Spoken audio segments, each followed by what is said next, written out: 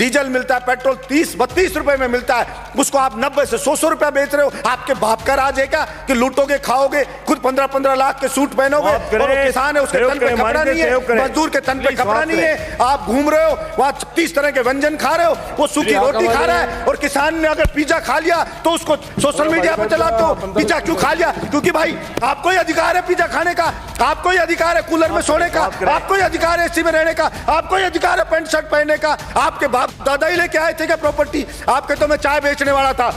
किसी भी राजा का विनाश आ जाता है ना, विनाश आ जाता है, तब वो इस प्रकार का एक्ट करता है कि मैं जनता की मांग को नहीं सुनूंगा, मेरा करना है जो कर लीजिए। चाणक्य ने भी कहा है कि अगर वास्तव में जनता विरोध में आने लगे, जब वास्तव में राजा को लगे कि सड़क पे जनता उतरने लगी है, तो उस अहंकारी राजा को तुरंत उनकी समस्याओं को ध्यान में रख करके समाधान करना चाहिए, वरना जनता उसको उठा के कुर्सी से मोदा पटक देगी। ये उस राजा को ध्यान रखना चाहिए।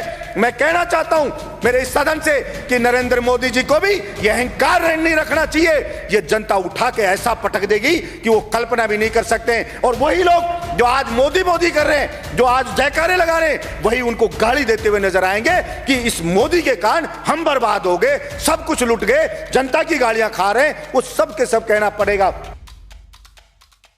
देश जो बना है वो यहां पे रहने वाले लोगों से, सभापति महोदय, देश बना है।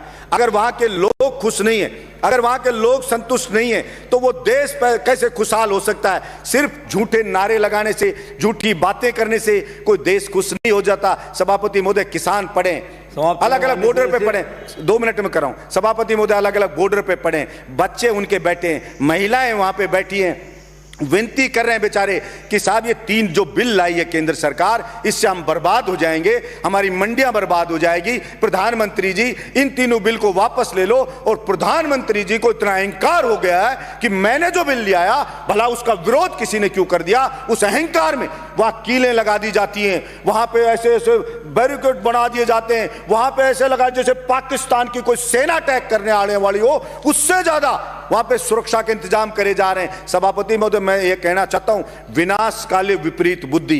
किसी भी राजा का विनाश आ जाता है ना, विनाश आ जाता है, तब वो इस प्रकार का एक्ट करता है कि मैं जनता की मांग को नहीं सुनूंगा, मेरा करना है जो कर लीजिए। चाणक्य ने भी कहा है कि अगर वास्तव में जनता विरोध में आने लगे, जब वास्तव में राजा को लगे कि सड़क पे जनता उतरने लगी है, तो उस अहंकारी राजा को तुरंत उनकी समस्याओं को ध्यान में रख करके समाधान करना चाहिए, वरना जनता उसको उठा के कुर्सी से मोदा पटक देगी। ये उस राजा को ध्यान रखना चाहिए। मैं कहना चाहता हूं मेरे इस सदन से कि नरेंद्र मोदी जी को भी यह अहंकार नहीं रखना चाहिए। ये जनता उठा के ऐसा पटक देगी कि वो कल्पना भी नहीं कर सकते। और वही लोग जो आज मोदी मोदी कर रहे हैं, जो आज जयकारे लगा रहे हैं, वही उनको गाली देते हुए नजर आएंगे कि इस मोदी के कारण हम बर्बाद हो गए, सब कुछ लुट गए, जनता की गालियां खा रहे हैं। वो सब के सब कहना पड़ेगा।